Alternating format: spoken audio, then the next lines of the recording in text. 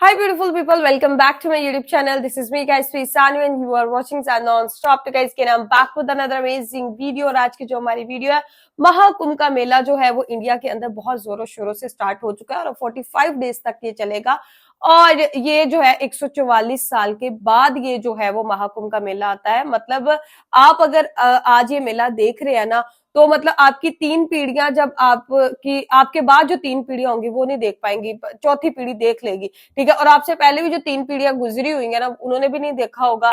तो क्या है कि ये जो है 144 साल के बाद आता है। स्टीव जॉब, ठीक है, जो कि एप्पल कंपनी के ऑनर है और अभी तो खैर उनकी डेथ हो चुकी है। तो उनकी वाइफ जो है क्या नाम है इनका, लोरेना पाल जॉब्स अराइव्स एट महाकुंभ मेला 2025। अभी पूरा जो है वो सोशल मीडिया इस चीज से भरा पड़ा है कि वो जो है वो उधर आ चुकी हैं और उधर आके पूरे रस्मों रिवाज कर रही हैं, सारी चीजें कर रही हैं। सिर्फ यही नहीं आई वहां पर, स्टीव जॉब की वाइफ ही नहीं आई बल्कि और भी फॉरेनर्स जो है बहुत ज्यादा आए हैं, पूरी दुनिया से लोग वहां पे आ रहे हैं।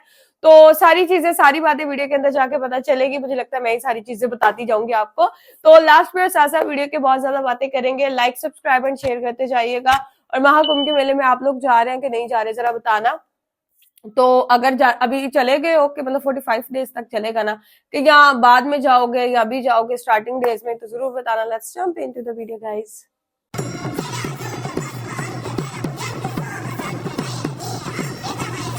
ये ज्यादा संत इसके अंदर होता है।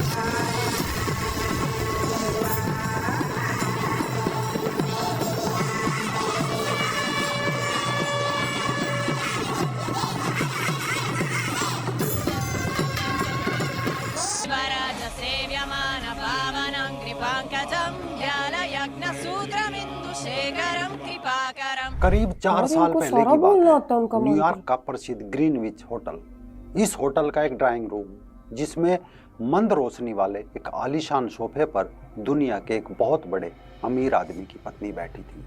बाहर बहुत सर्दी थी लेकिन ड्राइंग रूम बिल्कुल गर्म था। वो महिला ग्रीन जूस पी रही थी। उसके सामने एक पत्रकार बैठा था, यानी महिला का इंटरव्यू चल रहा था। अचानक अरबों खरबों रुपए की मालकिन वो महिला अपने इंटरव्यू के बीच में ब्रह्मांड, ईश्वर, जीवन और मोक्ष के अपने अनुभव साझा करने लगी। दुनिया की एक प्रभावशाली और खरबपति महिला के मुंह से ये सब सुनना पत्रकार के लिए थोड़ा अजीब था, किंतु महिला उसे बता रही थी कि विज्ञान कितना भी ब्रह्मांड में सेंध लगा ले लेकिन वह उसके समूचे रहस्य कभी नहीं जान पाएगा। जब पत्रकार ने पूछा, मैडम आपके अंदर अध्यात्म का ज्ञान और इतनी शांति कहाँ से आई, तो दुनिया की उस अमीर महिला का जवाब था, सनातन धर्म के ग्रंथों से। नमस्कार दोस्तों, मैं राजीव चौधरी। इंटरव्यू लेने वाले पत्रकार का नाम था डेविड गैल्स और ये महिला थी एप्पल कंपनी की को फाउंडर स्टीव जॉब्स की पत्नी लोरेन पवेल जॉब्स। लेकिन इस किस्से को कुछ देर यहीं रोक देते हैं। किस्सा अपने आप प्रयाग से जुड़ जाएगा। तो चलते हैं प्रयागराज महाकुंभ में, जहाँ इस समय दुनिया की नज़र टिकी हुई है। सब तरह से सुरक्षा है, हर तरह की व्यवस्थाएं हैं, कोई किसी तरह की कोई परेशानी नहीं है।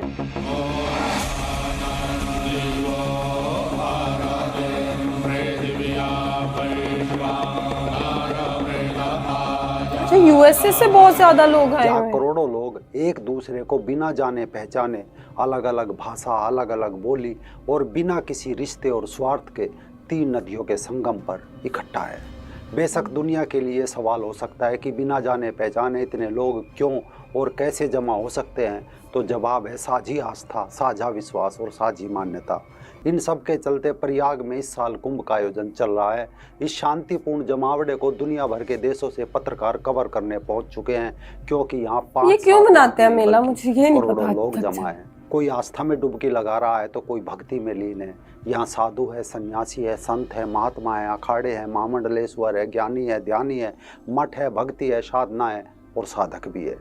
इसी साल प्रयाग में लगने वाला ये कुंभ खास भी है, क्योंकि ये 12 महाकुंभों के बाद आया है, यानी 144 साल बाद। इसे पूर्ण महाकुंभ भी कहा जा रहा है। यह एक आध्यात्मिक यात्रा है जिस पर करोड़ों लोग अपनी आत्मा को शुद्ध करने और दिव्य शांति पाने के लिए निकलते हैं। दुनिया में ज्ञान और मानवता की इसे सबसे बड़ी सभा के रूप में भी हम कह सकते हैं, क्योंकि ये मेला दुनिया को ज्ञान का एक गहन अनुभव प्रदान करता है, जिसमें भक्ति, संस्कृति और परंपरा का मिश्रण होता है।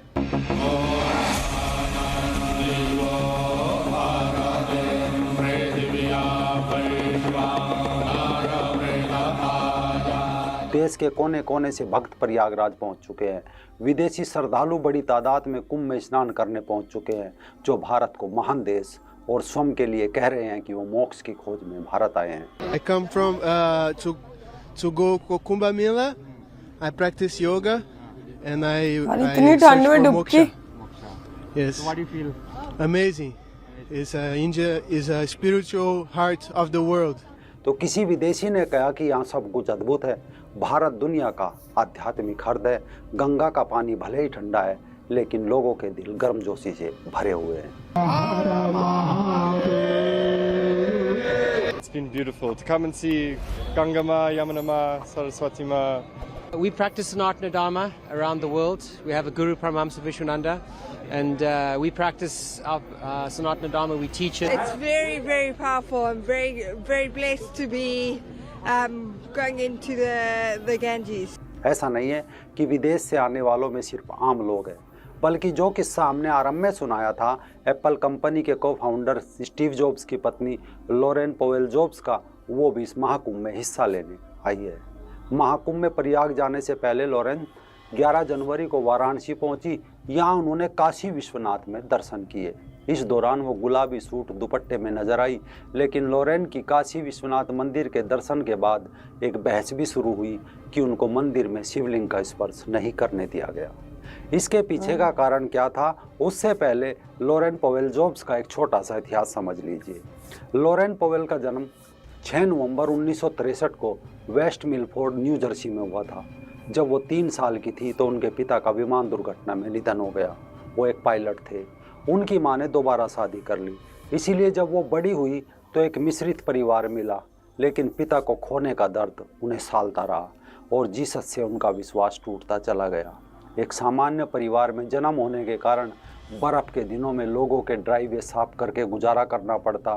फिर उन्होंने एक वेट्रेस की नौकरी का काम किया, साथ में अपनी पढ़ाई भी की।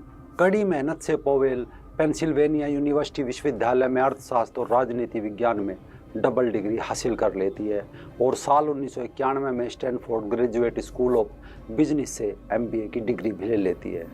स्टीव जॉब्स से पोवेल जॉब्स की पहली मुलाकात स्टैनफोर्ड यूनिवर्सिटी में हुई थी। इसके बाद उनकी कई अलग अलग जगह पर मुलाकात हुई और इसके बाद मुलाकातों का सिलसिला शुरू हो गया। 2 साल की डेटिंग के बाद पोवेल ने 18 मार्च 1991 को एप्पल इंक के सह संस्थापक और पूर्व CEO जॉब्स से विवाह कर लिया। बाद में इस जोड़े को एक बेटा हुआ, रीड, जिसका जन्म 1991 में हुआ। इसके बाद 2 बेटियां हुई। 1995 में एरिन और 98 में ईव पैदा हुई। केवल पोवेल जॉब्स ही नहीं, बल्कि स्टीव ने भी अपनी ज़िंदगी में बहुत संघर्ष देखा था। यहाँ तक कि पैसों की कमी की वजह से उनको अपनी पढ़ाई तक छोड़नी पड़ी। ज़िंदगी में पल पल पर बड़ी बड़ी चुनौतियों का सामना करके अपने पिता के छोटे से गैरेज से उन्होंने आज के समय की टॉप कंपनी की शुरुआत की नींव रखी थी। लेकिन दोनों जानते थे कि बिना पैसे एक बच्चा कैसा पढ़ता है। खुद के जीवन के सबक से 1997 में पोवेल जॉब्स ने कॉलेज ट्रैक की स्थापना की और कम आय वाले छात्रों को कॉलेज के लिए पढ़ने का एक मौका खोल दिया। कहते हैं इंसान गरीब हो या अमीर हो, एक समय आध्यात्मिकता की ज़रूरत हर किसी को होती है। नास्तिक हो चुकी पोवेल के पति स्टीव जॉब्स को भी एक समय आध्यात्मिकता की ज़रूरत हुई। तब वो आध्यात्मिक खोज उन्हें भारत खींच लाई थी। उन्हें एक सच्चे गुरु की तलाश थी। स्टीव पहले हरिद्वार पहुँचे, इसके बाद वो कैची धाम तक पहुँच गए।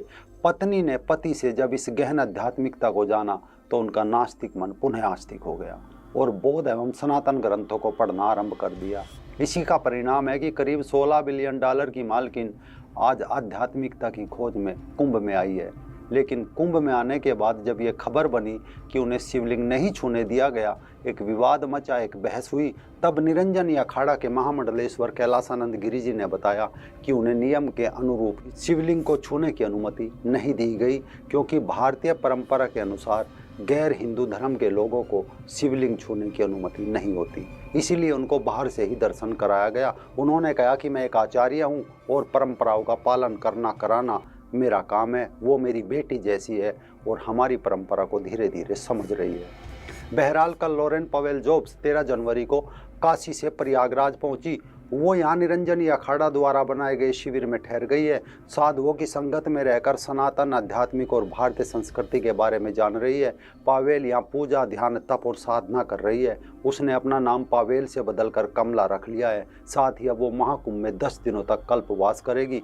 कल्पवास एक तरह का व्रत होता है जिसमें व्यक्ति एक तय समय के लिए विशेष नियमों का पालन करते हुए साधना करता है। कुंभ मेले में कल्पवास का मतलब है कि श्रद्धालु संगम के तट पर वेदों का अध्ययन और ध्यान करें। यानी लॉरेन पावेल जॉब्स अब कल्पवास में है। उनकी सुरक्षा से लेकर रहने के सभी प्रबंध अच्छे किए गए हैं। और कुंभ की यही सार्थकता है कि यहाँ कोई कुछ पल बिछड़ जाता है तो कोई हमेशा के लिए जुड़ जाता है। यही वो जगह है जहाँ इंसान को जीवन का सब कुछ मिल जाता है। लॉरेन का कुंभ मेले में शामिल होना उनके भारतीय संस्कृति और आध्यात्मिकता के प्रति झुकाव को दर्शाता है। ये कदम न केवल उनकी आध्यात्मिक यात्रा का हिस्सा है बल्कि ये भी दिखाता है कि वो अपनी जड़ों से परे जाकर विभिन्न संस्कृतियों को अपनाने में विश्वास रखती है, जिसे देखकर कहा जा सकता है कि कोई तलवार की नोक पर धर्म परिवर्तन कराता है तो कोई पैसे के दम पर। सिर्फ सनातन ही एक ऐसा धर्म है जिसमें इंसान स्वयं जुड़ता है, ना केवल जुड़ता है बल्कि गहन तौर पर लीन भी हो जाता है।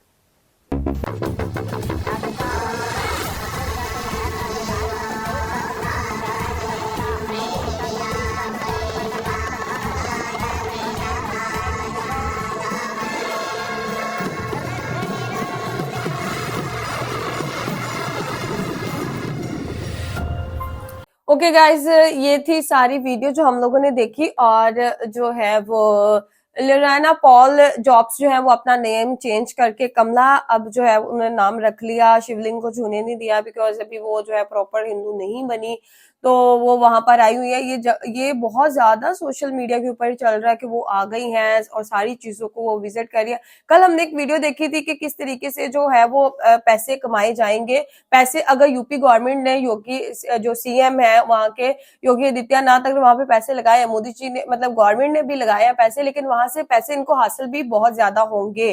ठीक है, जनरेट बहुत ज्यादा पैसे वहां पे करेंगे बिकॉज एक वेंडर भी है ना, वो भी वहां से पैसे जनरेट कर, जीएसटी टैक्स भी है। फिर ये देखिए कितने ज्यादा फॉरेनर्स वहां पर आए हैं तो वो भी डॉलर्स में वहां पे जो है पैसे खर्च करेंगे, तो यहाँ पे जो है वो बहुत ज्यादा पैसा भी उनको जो है इकट्ठा होने वाला है। और 144 साल के बाद जो है ये मेला आता है तो लोग जो है वो दूरों दराज से, मतलब पूरी दुनिया से वहां पे जो है वो हिंदू हैं चाहे किसी और भी मजहब से हैं, तो वहां पे जाकर वो चीज अटेंड कर सकते हैं। बाकी लोरेना का जो अब कमला बन चुकी है, उनका जो है वो काफी बैकग्राउंड जो है वो हम लोगों ने जाना। अच्छी थी, इन्फॉर्मेटिव वीडियो थी। तो गाइज, आप लोगों को आज की वीडियो कैसी लगी? और अभी भी मेरे स्टिल माइंड में क्वेश्चन है कि ये क्यों बनाया जाता है, मुझे नहीं पता। तो खैर उसके ऊपर भी वीडियो बनाएंगे। लाइक, सब्सक्राइब एंड शेयर करते जाएगा। तो चलिए गाइस, मिलते हैं आपको नेक्स्ट वीडियो के अंदर। Bye bye.